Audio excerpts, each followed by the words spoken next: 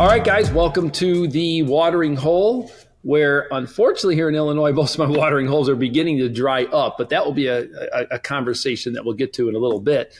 But we've got a special guest with us today, famous PJ Riley, where we're going to watch Justin and PJ Riley duke it out online sometime during this podcast in regards to what is better, saddle hunting or fixed tree standing. We'll save that till the end because we'll see. We're going to watch them go like back and forth, and whoever ends up with the best PJ's just a hater. Wins. So listen, PJ just wants to hate on everything. Let's save this till the end. So PJ, thank you very much for joining in. Thanks for having me, guys. Good to be here. Good to see you all. This will not be the only time that we have you on. We're going to have you on more in the future for sure. There's always great conversations that you should be a part of that we have here. So cool. Yesterday, you and I were on the phone talking for about 45 minutes, I almost think, or an hour. And I'm like, you know what, PJ, we should have just recorded this whole conversation. It would have been an awesome.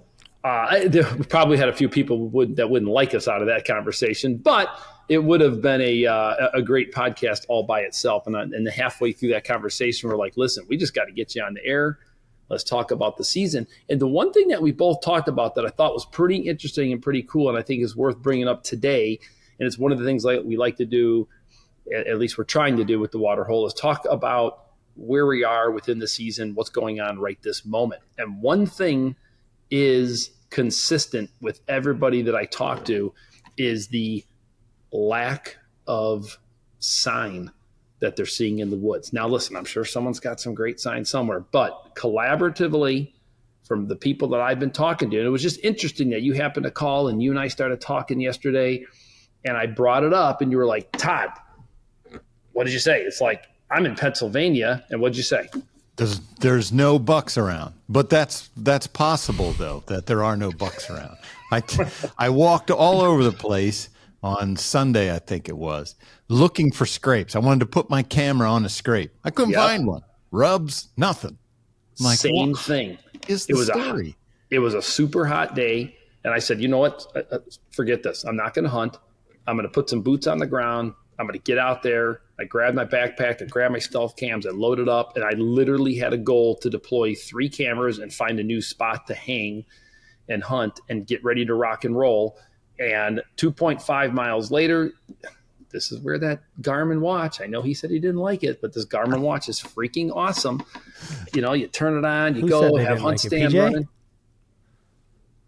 No, Kyle. Who doesn't like your watch? Dude, Kyle got one for free. It's awesome. He says he's going to send it to you, Justin. So I run a Timex.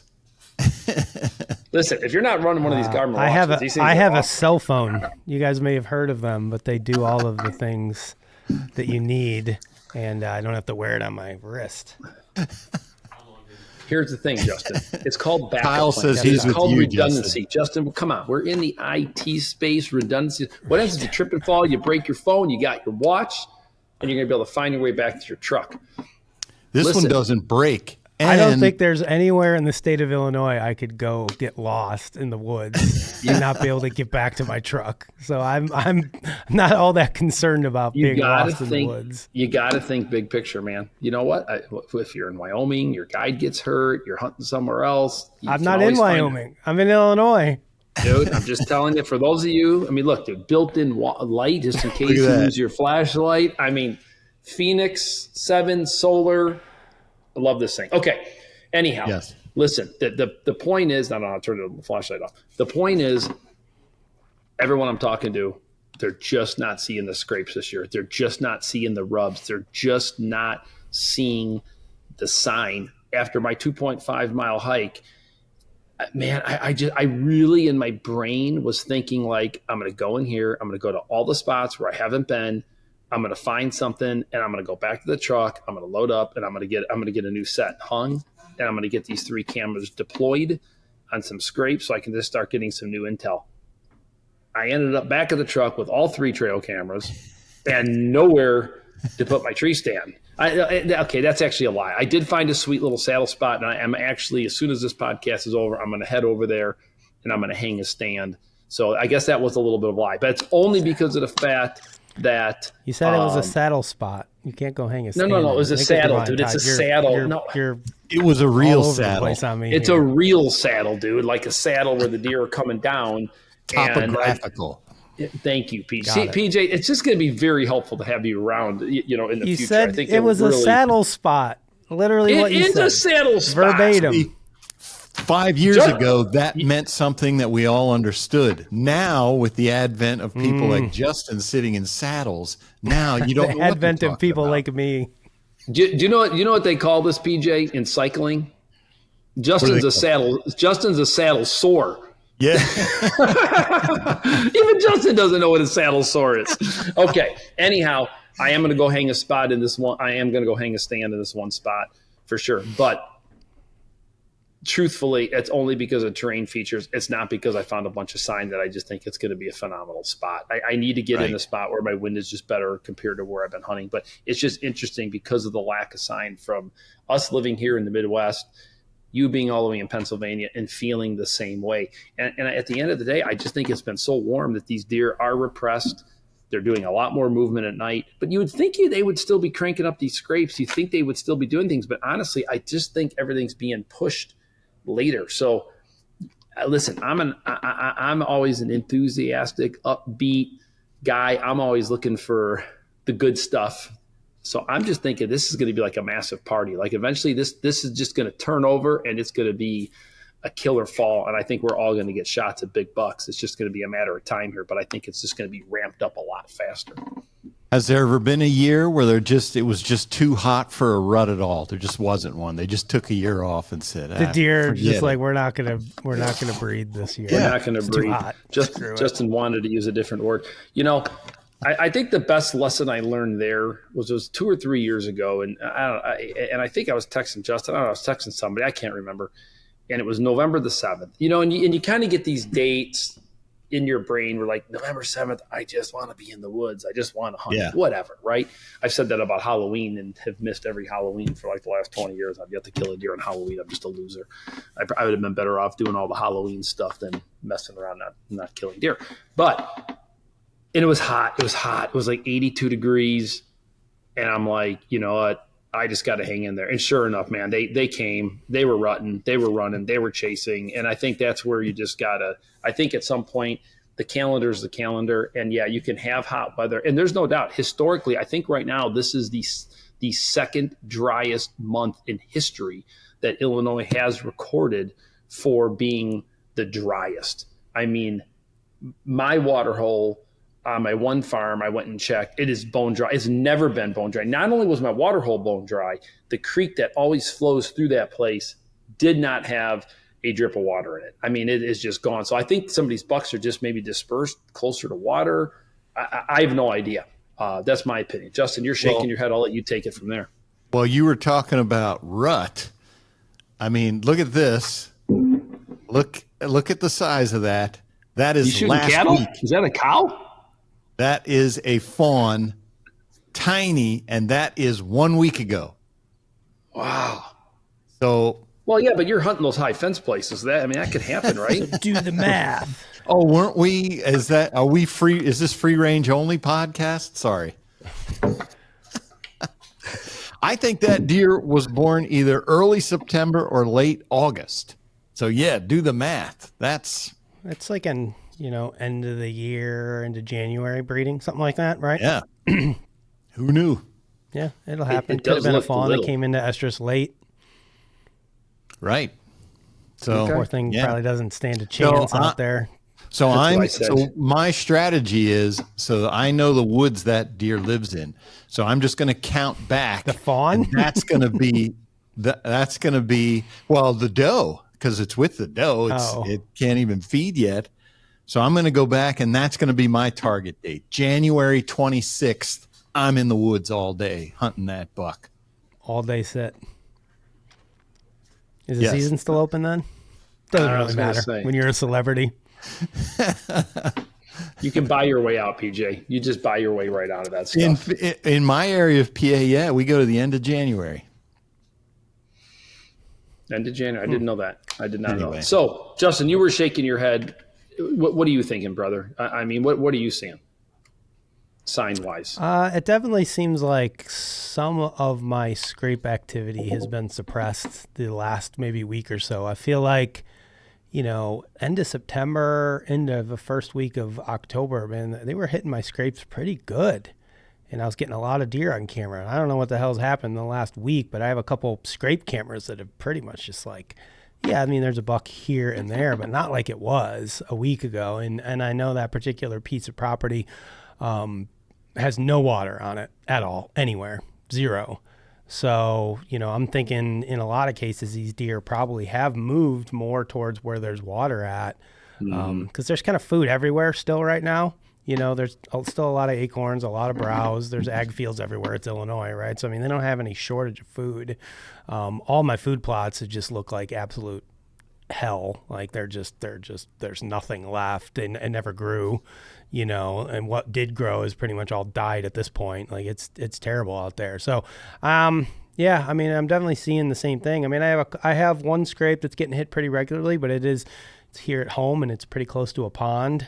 So I don't know if the deer are going over there to get water or what, but that one's getting hit pretty regularly. But so, again, some of my other ones that traditionally, I mean, I was getting multiple bucks every day, morning, evening, during the night. I mean, they were hammering this thing.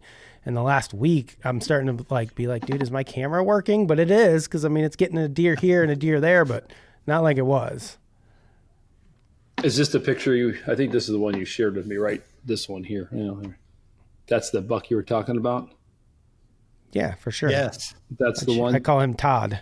Yeah, I named him Todd. I got a lot of those. Do you guys get bigger ones than that in Illinois? Not really. That one's old, PJ. I think he's going downhill. That's fake. That's not a real. That's fake news. Fake news. Pass. Hunters don't shoot those things. He's young. Pass him. Let him go. I know Justin better than that. Justin, I know Justin better. He says that, but he would tell me to shoot that deer. You would tell me to shoot that deer. I got a wall full of 130-inch 3-year-olds at home, Todd. You know me. A million of them. And they look just as good every time. Every time they come walking up, you're like, man, that deer looks good. They're big enough to look good, but young enough to not know any better. So they're the best ones to shoot. Yes. Agree. Well, do you guys agree with me or disagree with me on at some point the calendar just trumps? I mean, I think here we are. We're on the 22nd right now. I mean, I think at this point here, there's a point where it's just game on. We've got a cold front coming in the next couple of days. Unfortunately, it looks like it. I don't want to say it warms up after that, but it definitely just kind of gets. It doesn't just stay cool. So I think the next couple of days, things are going to definitely get kicked off for sure. That's my feelings. So I'm pretty much all in at this point. It's time to just get out there. I'm finally over my cold. I'm not over it, but I finally went to the doctor yesterday. I got some steroids. They're already starting to work. I mean, look at that. Look at that. And I think that's a different kind of steroid, Todd. You're probably right. And I got some antibiotics going, so I won't be I literally was sitting in the stand coughing a few times. I don't know if you've ever hunted before and you're hunting near a buck or a doe this bed, you can hear him coughing. Have you ever had that happen where you can you can hear him over there? Yep. That's kind of what I sounded like. I kept telling myself, I just sound like a deer bedded down that's coughing. I don't know if it really worked. Do they still make the cough silencer? Do you guys remember that? Was that what it was called? Oh, yeah. Yeah. They probably still sell them at Lancaster Archery Supply, so you can go pick one up. Tube you coughed into, yeah. Yeah, it was right here. I could have used it. We should have all these years, Justin, kept all these products that have come along. There are two favorites that I had of all time that you guys, I'm sure, remember. One of them was the Kruncher. It was literally like two bottle caps, metal bottle caps that you squished together. And I'll never forget, it was a Hunter Specialties. An HS product, yeah. And the guy who owned it at the time, he doesn't own it anymore. I was hunting at his ranch, and he was telling me that if you hit this thing, that deer, no matter what they were doing, they could be running. There was a genetic impulse in their brain that made them stop and automatically start feeding.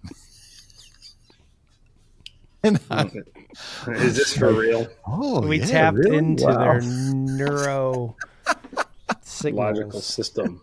So there was that one, and then there was these plastic bags that you were supposed to squish in your hand, and that it sounded like deer walking. That was supposed to be what that imitated.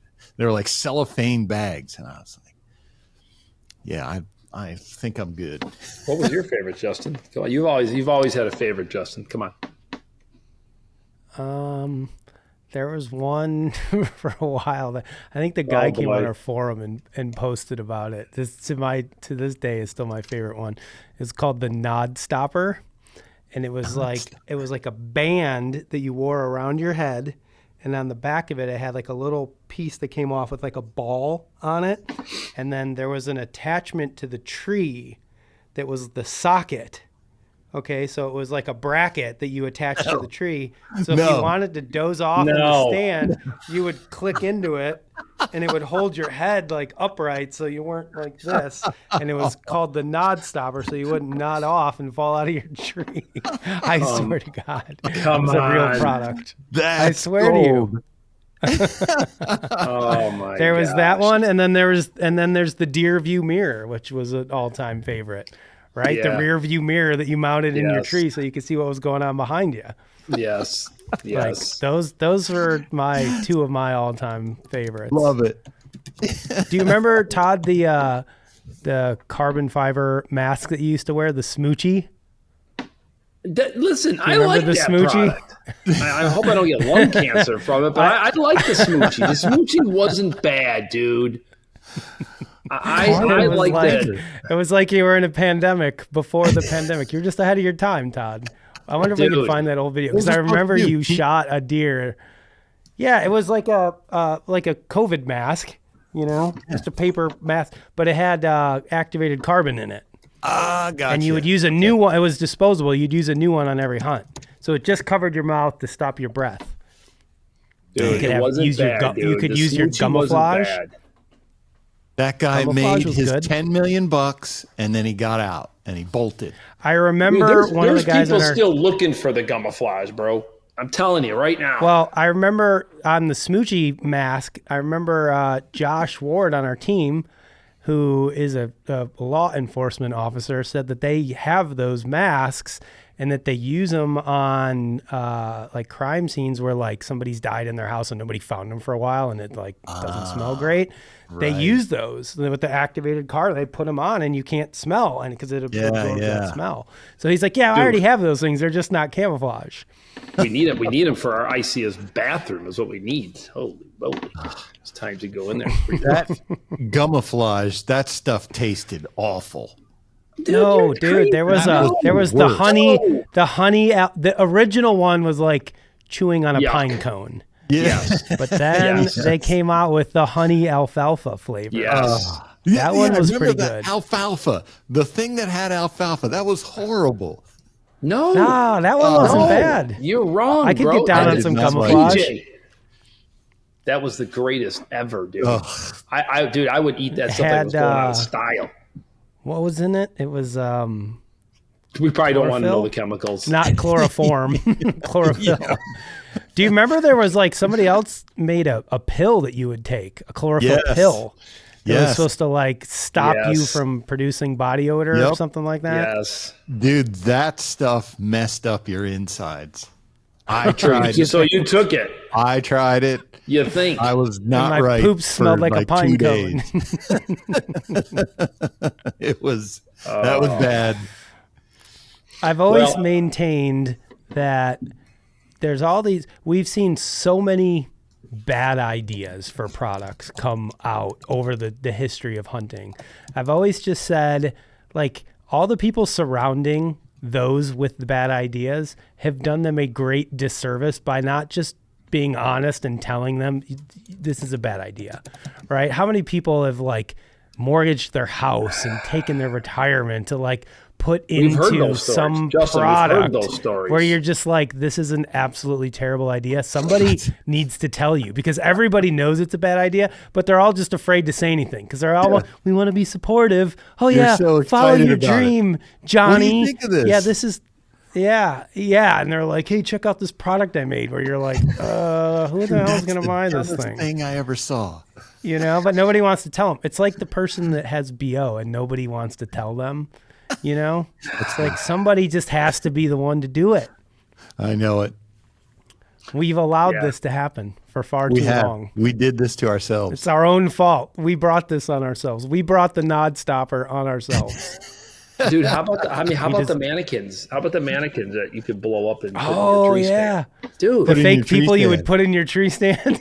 Right, with Blaze Orange on. Nowadays, somebody will come up with an idea. They'll bring it back to the market and they'll be like, listen, you guys don't understand. Now we have technology where you can move the head. So before it didn't look realistic. Do you remember there was one? There was one that was like hollow, and you would fill it with your clothes. Yes. So that the deer would smell you, and they would get accustomed to your scent being in that tree, and then they'd be like, "Oh, this is real." That's just PJ. He's not here to hurt me. Not PJ. You've been at Lancaster Archery for a long time now. And you've seen plenty of products come through, and it's crazy. No, their buyers are good enough, Todd. They know. Yeah, but they've been pitched. I'm not saying that they're. I get it. I'm saying, but they've been pitched. Yeah. We need those guys on the show. Yes. Yeah. We'll have to do a show. So the cellophane bags I'm talking about, that was from a guy who came and pitched it to us, and we're all kind of like, I don't know about that, man. Yeah. I'm gonna sit there and just go. All right. We're going to move on, guys. We're going to move on. Let's stay focused here. Lack of sign. We talked about the candidate trumping everything. We talked about it's just time to get out there and go hunting. We're going to save the saddle debacle for the end of this podcast because I think there's arguments on both sides. And I think it's a conversation that's worth having because there's a lot of people that are interested in getting into saddle hunting for sure. So Justin was already Justin, get your pad of paper out, start making little check boxes. We're gonna go back and forth, pros and cons, bing, bing, bing, bing, bing. In the meantime, I want to bring something up. Why I wanted to have PJ on so he could kind of get into the weeds with this on us. Specifically, is we've got the Lancaster Archery Classic is now open for people who want to join up, sign, and get out there and show up and meet me and Justin there. Meet PJ, meet all kinds of great people that shoot better than me and you, Justin, but that's okay. Not all of them, Todd. That's true. That's true. We've never finished dead last. Thank goodness. That is true. We've been close, but January, in the Bowhunt, 23 to 26. I had to look it up. I forgot the dates. January 23rd to 26th. Come on. So listen, it's the 23rd to the 26th of January. The special announcement that we want to throw out there is we've always supported the Bowhunter division, and now this year they've listened to the audience. This is good. I'm glad to see that you guys are doing this. And there is now a ladies division for the Bowhunter division, which is cool. And Todd, I didn't tell you this yesterday. Todd finally has a home. There's a youth Bowhunter division too. Youth and women's. Okay, sweet. And that's 3 Bowhunter classes at the Lancaster Archery Classic. Okay. Well, listen, I am just becoming aware of this. We've always supported the men's, but me and Justin are going to put something up for the ladies and for the youth division too, because we're all about bow hunting. We're all about supporting those. So whoever gets first place in those 2 divisions will get something from Justin and I. More than just signed business cards. We'll come up with something value. A signed hat. So we'll make it. We're gonna make it. So we're gonna do something for them because that's cool. So let me explain, because those 2 will be a little bit different than what folks are used to with the Bowhunter division. Okay, talk to us. So the Bowhunter division is like all the others in the Classic, where you shoot your 60 arrows for qualification, and then you go through eliminations, and then you get to the big stage with the final 8, I think it is for Bowhunter. 4, final 4 go on to the big stage, and then they compete for the big prize. With the women's Bowhunter and the youth Bowhunter, this is the first year, we bring in classes slowly to get them up to speed, see how much participation there actually will be. They're what we call trophy-only classes. So they will shoot the 60 arrows for qualification, and then you pick you rank your archers there, first, second, third, based off of that. They don't go on to the elimination matches. So that's a little bit different. We also added longbow. That was one people were asking for, and Masters Recurve. That was the other division. But this is how we expand at the Classic, because, everybody, you'll hear people say all the time, oh, you should have this class. Well, okay, but will people show up? So through the years, Bowhunter was and still is a mixed division class. If you're a woman and you want to try and shoot for the big bucks, meaning dollars, at the Classic, you can still enter the Bowhunter division. But there were enough ladies that were like, hey, we'd like to have our own class. So we're like, okay, well, yeah, this is how we can accommodate that to see how many women will participate in that class. Same with the kids, to have a youth bow hunter. That's 11 to 17. I'm pretty sure is the youth division.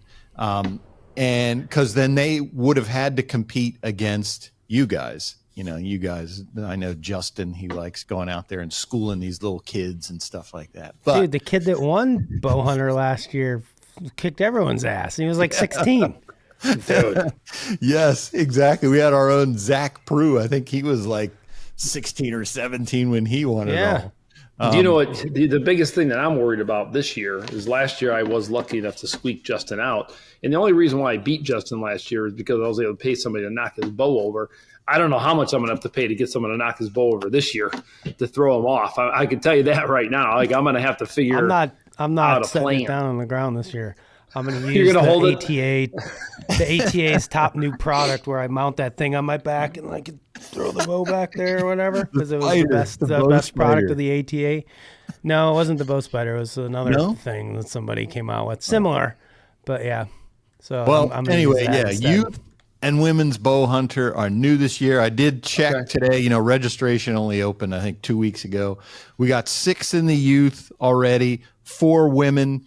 49 bow hunters signed up. So it's the early stages, but we're seeing interest already, Yeah, well, that's cool. I'm glad to hear that. Thank you for sharing that special announcement. If you're out there and you want to go and have a lot of fun, meet a lot of people, it's at a great venue.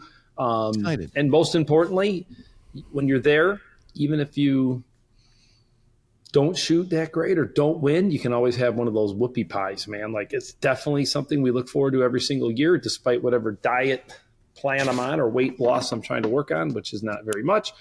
I always save a little bit of space for those whoopie pies because they are good, man. That cream is good. I don't know what's in that stuff. It's a whole stick of butter or what, but man, it is good.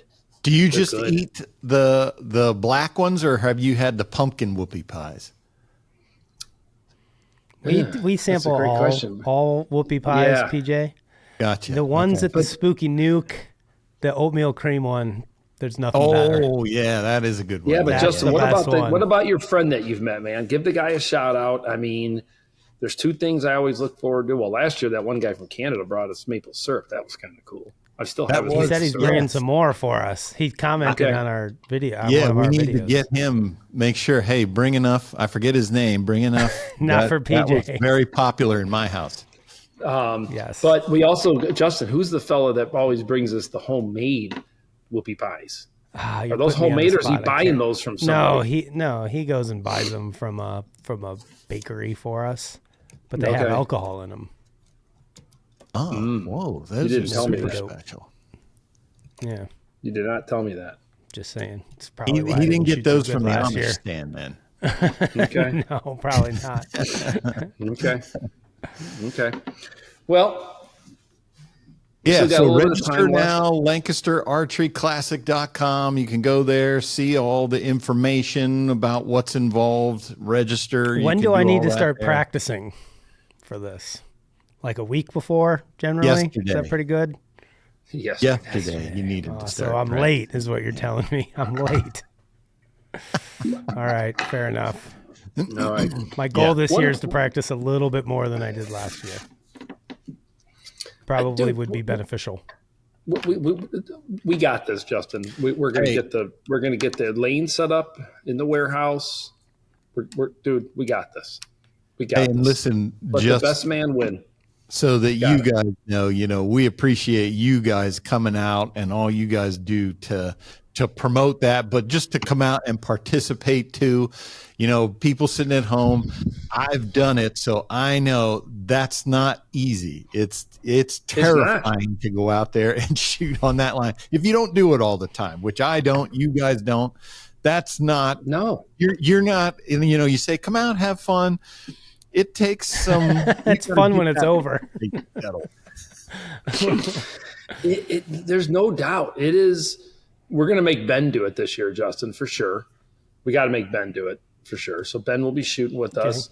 Well, dude, he shoots quite a bit. He was shooting pretty good in the warehouse here, like a month ago, whenever I saw that's one thing, dude. I know. I'm just saying.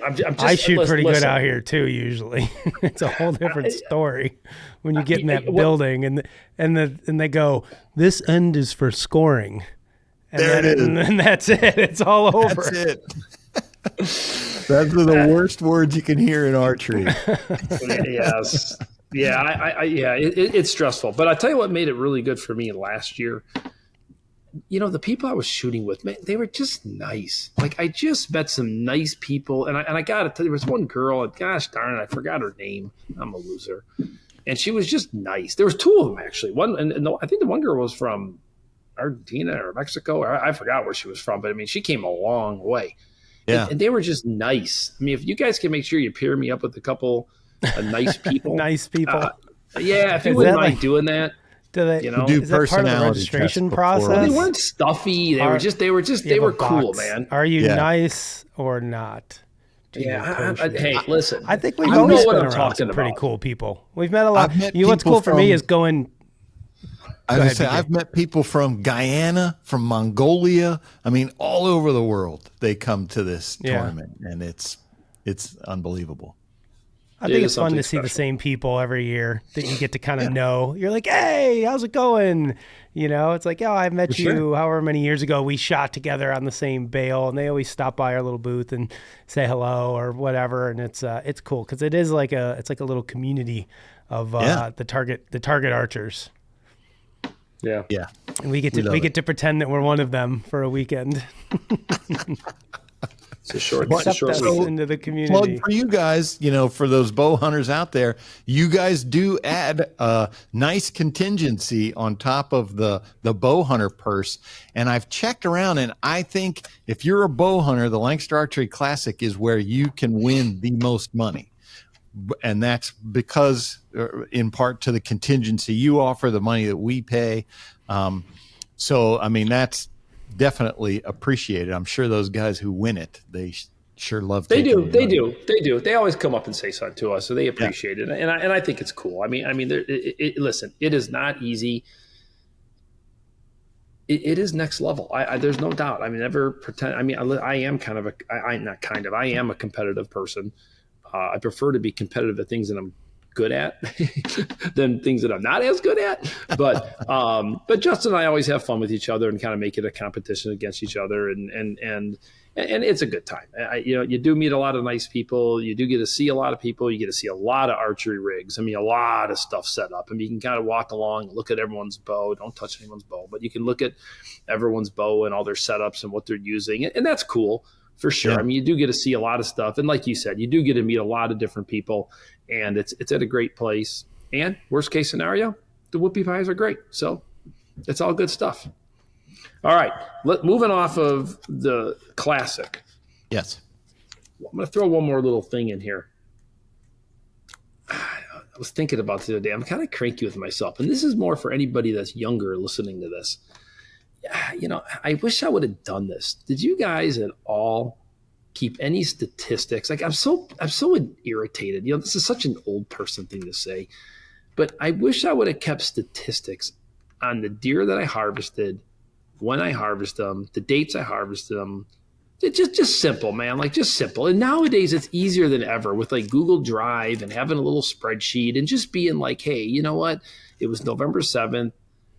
945, 9-point buck, Justin's property, whatever. I just feel like I wish I had some of those stats just to kind of look back and I'm pretty sure I can look at every good buck that I've ever shot and tell you the date that I shot it. But that's because you haven't shot that many of them.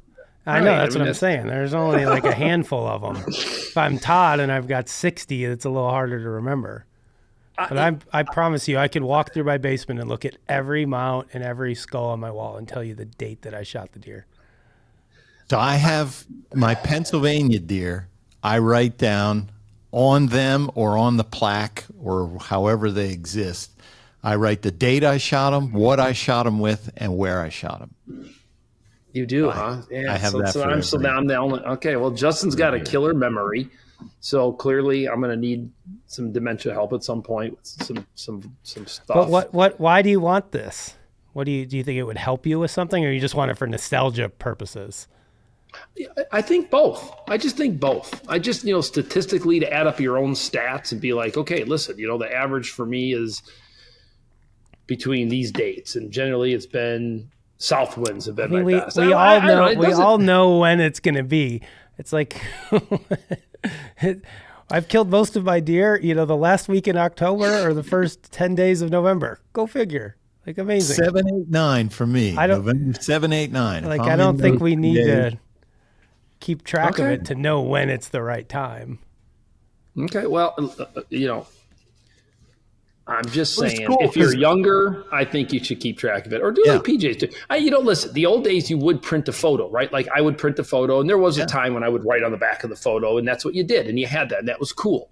Nowadays, you got 30, 40,000 photos on your phone, and I guess there's a date stamp on that stuff. I don't know. It's just different. I'm just throwing it out there. I still print my photos out. Put them on the Some of them I look at, like Justin said, the bigger ones I could tell you for sure what happened, where they came from. But some of the smaller ones, I don't remember what year they were or where specifically. I don't remember where all of them I shot. So I turn them over. Oh yeah, I remember that. I was hunting that place. That's now a Kmart, or I guess not a Kmart. That doesn't exist anymore. It's now a Walmart. Builder's Square. My wife hates driving around where we live now because I'm like, oh yeah, you see that Italian restaurant there? Yeah, I used to hunt there, and back there that development. Oh yeah, we used to hunt that. Yeah, she hates hearing those stories. Those are not good stories. Well, here we are. The next 4 weeks is money time. It's go time. It is the time to be in the woods. I'm licking my chops. I'm pumped. I'm excited. Justin, how you feeling? You ready to roll? You good? We're going to save the final. Are you going to kill your buck from a saddle this year or a tree stand? And we're going to start this right now. Pros and cons to saddle hunting. We're going to end it right here, right now. Before you get into that, just to complain about something, which is very unusual for me, Justin. Yay! Is that this? So here we are, Todd. You said we are now we're just entering the best part of the year. You know what else it is? New bow season. It is new bow season. And we're like flooded with new bows. It's like every week, here's 3 more. And oh man, now I got to make the videos and do all that This stuff. is terrible. First world problems, CJ. I have to be the guy that tests all the new bows and makes all the videos. I have to open up a Christmas present. And my giant buck is in the backwoods, but I can't go hunt him because I have to go make a video about a new PSE bow. Yes, very first world. I'm aware of that. Yeah, but nonetheless, anything that keeps me out of the woods angers me. All right. Anyway, well, I've got a notepad here. Here we go. Pros. I'm keeping track. Pros. Followed by cons. Todd, you guys are acting like I'm some sort of like saddle Nazi over here. Like, no, my God, it's not like I only hunt out of a saddle and then I'm out preaching to everybody like you have to do this. You do. Like you're I wrong. follow you, Czar. I hear what you say. You're telling everybody. Justin, I'm going to tell you right now, PJ made it very clear when I was talking to him yesterday that he has been following you. He has been stalking you. He has been watching you. And he likes giving you There's a hard nothing time to stalk or to watch. in regards to what have you been the saddle stalking? He was watching you film your son out of a saddle. So with all kidding aside, saddle has become a big deal, and it has its place. It is fun. It is something different. But let's go over some of the pros and cons of saddle hunting. And that's how we're going to wrap up today's water hole, because I've got water to actually go put in one of my water holes, and I want to hang that stand, and then we have to film an episode of Bowhunt or Die. This is getting very close to the amount of time that we want to put in these things. But saddle hunting, there are plenty of people that listen to this that want to get into saddle hunting, and they're sitting there weighing the odds. And Justin, you really have gotten into the saddle hunting pretty hardcore. Last year, I was fortunate enough to shoot my buck from a saddle, and it is fun. It is different. Like, there is something about it. And I guess for me, I'm going to throw out what I believe my pro is. I feel like saddles do give you more options. You don't need as good of a tree. It does give you just more options. Like, you can get in some really funky spots. You could do some pretty cool stuff with saddles. And I'm thinking of the two spots that I have mentally prepared my brain and trimmed out the trees a little bit and have gotten them ready for. They're just not ideal for a tree stand. They're just not. They're not. They got a little bend to them. They're just, they're just not. But with the saddle, you can set yourself up in some of those spots. So for me, that's my pro. That's my throwdown for the pro. Justin, and I recognize that to me, yes, 100%. That's the value of it, and I get that. I see that. I have a friend who hunts in Kansas, and he is a PA guy, and he's like, "Hey, man, I don't have trees that are straight where I go in Kansas. We just can't use them." And versus where I'm at, when I go and walk out and look, I'm like, I can put any tree stand I want in that tree because it's a tulip poplar that's 80 feet tall and it's a telephone pole. And so for me, that value of the saddle, I can put any tree stand in there. Where I have an issue with the saddle is it's not as comfortable as other stands. And so that's where if I am going out into, if you want to be comfortable, you stay home in your bed where it's warm and cozy, PJ. Or I could take my maybe the wild isn't for you and be super comfortable. I can if you can get it in the tree. You can go hunt in a tree that's not on the right spot and watch all the deer walking around. But again, you're in a different spot, right? I don't know how far you're going on these properties where you're walking. So I think when we look at pros of saddle hunting, it's mobile hunting, like at its core. I mean, that's what it's designed to do. Lightweight, mobile, right? I could throw everything I need on my back. It's light. It's not cumbersome. I can hike however far I need to go. I'm not getting weighted down by all the stuff. I can hunt in more trees than I can with a tree stand. So I have more options with lighter weight. Right? I think that is the core of saddle hunting.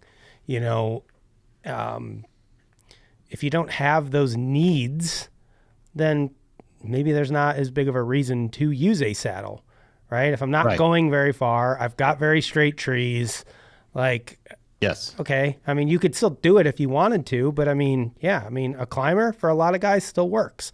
But I'll say, there's a lot less companies making climbers out there these days than there used to be. Hell of a lot less. They're almost getting harder and harder to find. Outside of Summit, I'm not sure anybody else is even making a climber anymore. I think maybe Lone Wolf started making a climber again, but it's not like it used to be, man. And I just think the writing's on the wall. A lot of people have gone, there's other mobile options, that aren't quite as bulky and cumbersome as some of those climbers are. That's what I ended up settling on for my alternative to the climbing tree stand. Is I ended up going for sticks and a lightweight hang-on is what I went for. And there's more options there than there have ever been, right? True. Lightweight hang-ons, there's a ton of really good ones out there on the market that are small, light, easy to maneuver, can get in small trees. That market is better than it's ever been. Climbing stick market's better than it's ever been. Just the lightweight, the ease of attachment, not having to use buckles.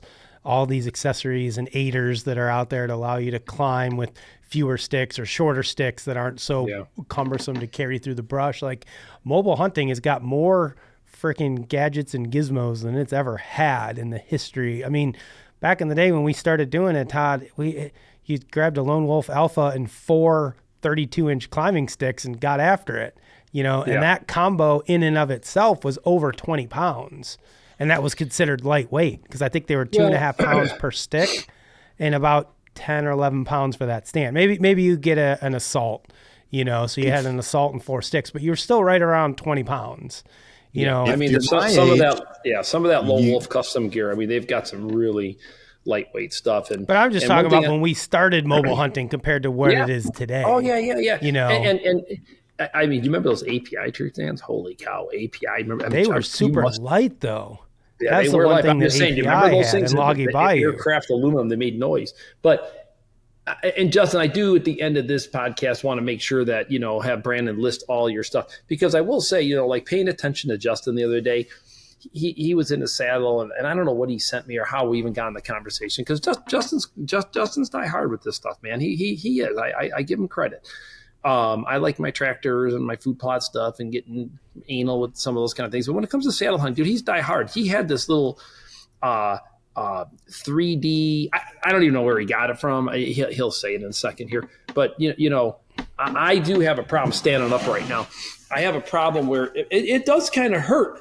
I don't know if you can see this, but like it does kind of hurt on my hips here a little bit. Justin had this like piece. Justin, you can talk here, but the hip pinch eliminator. And it spreads that pinch out so you don't get pinched as hard right here. PJ, it was. I mean, I got to order one of those. I haven't done it. I meant to do it when I was in the tree stand. Yeah, that's that hip pinch eliminator from Genesis 3D printing, which is a great product. But I've seen some of your footage when you're hunting out of a saddle, Todd, and it's like I see why your adjustments are just all wrong. I look at you hunt out of a saddle and it makes me hurt. Like your bridge is super short, your tether's really low, and I'm like, yeah, that cannot be comfortable at all. So, and I've asked you about it before, and you're like, leave me alone. That's just how I like to do it. Well, okay, fine, great. I think it's, and I apologize if I treated you that way, Justin. On the air, I'm sorry if I treated you that way. I didn't mean to treat you that way. But yeah, I mean, I think the cool part about it is you're right. I mean, clearly there is that spot of comfort, and I don't know, maybe I'm still just feeling a little insecure with it. I mean, it does take some getting used to, so I think maybe I had it adjusted just to where I felt comfortable. But yeah, you're right. I probably should take some time to hang out with you and watch you do it one day or something, because I'm sure I can learn some things from you for sure. But PJ, he'll. I'll say this. You were carrying the TSS, the Baker, the original Loggy Bayous, the wooden platform. Those. Do you guys remember the Tree Lounge? The Tree Lounge. I mean, I bought that thing, Czar. You were carrying these ones where I remember somebody thought it was a good idea to have all rubber contact points. And if you were up in a tree and it started to rain, man, you were like, getting down is going to be fun. Because the other thing was safety harness. They didn't exist. No. We had a belt.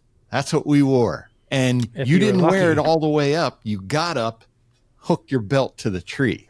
That's what we started. Got to get my safety belt on.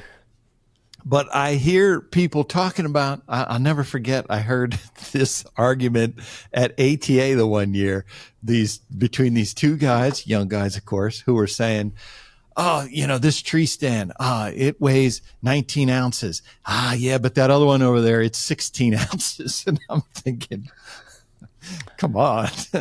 I know. That's the thing where I see guys like talking about this, and I'm like, most of you guys are walking a couple 100 yards to get to your spot. Like not like in the whitetail woods, especially in the Midwest, there aren't a lot of places you can walk multiple miles to get somewhere. They just don't exist. You know what I'm saying? There's very, very few of them. Pennsylvania hunters, we were hauling Pennsylvania, you could up and down the mountains. I carried that tree stand on my back everywhere through my 20s. If I hunted somewhere, it was with that stand. I didn't hang stands. It was with a climber. And I went But you anywhere. didn't have your cool GPS watch. You didn't really know how far you were actually going. You said you were going 2 miles. Turns out you were 300 yards from the truck. You're like, I went 2 miles back in the timber. I don't think, does anybody use Bright Eyes anymore? 'Cause I used to hunt this farm. I threw mine away the other day. Bright Eye trails. So I sent my brother-in-law one time. I was like, oh, go in the top of the field, turn right, and follow my night track. You'll see the Bright Eyes. Yep. And he said he turned his light on. He said there were bright eyes everywhere. Wow. I could decipher them, but nobody else could. It is amazing though, because now I just cut a trail to wherever I want to go, or a path, and I use HuntStand to mark it, and then I just take my app out and make sure I'm on the right path and I'm going the right way. That's what I do. know. So, but yeah, I mean, there are so many bright eyes in the woods where I hunt. It's the same way. Like they're still there. You turn on a flashlight, you're like, oh my God, are these all deer staring at me, or are these bright eyes on the trees? I had it everywhere. Great. Yeah, that's great. All right. Well, but I haven't put a bright eye in a tree, and I couldn't tell you how long. I threw mine away. I literally threw mine away like a week ago. I have old habits. I still use them. Yeah, but PJ, I mean, dude, if you're using Lifelines, dude, like the Hunter Safety System Lifelines, dude's got that reflective. Dude, you could be like 200 yards away. It's like, poof, there it is. Oh yeah. Well, that's awesome. Badass. Yeah. So the tree stands that I use come with Lifelines, and they don't have the reflective, but I do have one of those Hunter Safety. Then yes, that thing, when I get close, that glows. I think, PJ, I'm pretty sure that those reflective Lifelines, they sell them at Lancaster Archery Supply. They do. Yeah. But if your tree stand probably comes get with a them Lifeline, from there. dude, why wouldn't you just use the one it comes with? Because upgrade, you get the better stuff, right? The reflective is awesome. I mean, listen, that is a lifesaver. Being cheap. There are a few times when you're like off a little bit, and you're like, oh, there it is. Until you see you don't realize how reflective that thing is. It's awesome. Freaking love that. Love that. It's reflective. Yeah. All right. Well, listen, we'll probably have a whole conversation one day on saddles, because it's definitely a worthy conversation. It is the hype. It is the hot thing. It is the cool thing to do right now. I mean, PJ, you're just not cool, dude. If it sucked as bad as PJ says it sucks, they wouldn't be selling them as quick as they can make them, right? So at a certain point, PJ, you just got to be like, maybe I'm missing significantly younger than me. Wait until you're sitting 5 hours in one of those things, and you're like, oh man, who the hell's going hunting for 5 hours, PJ? Dude, real hunters. What are you talking about, Czar? That was what I noticed, is it hurt my back, and I wanted to sit down.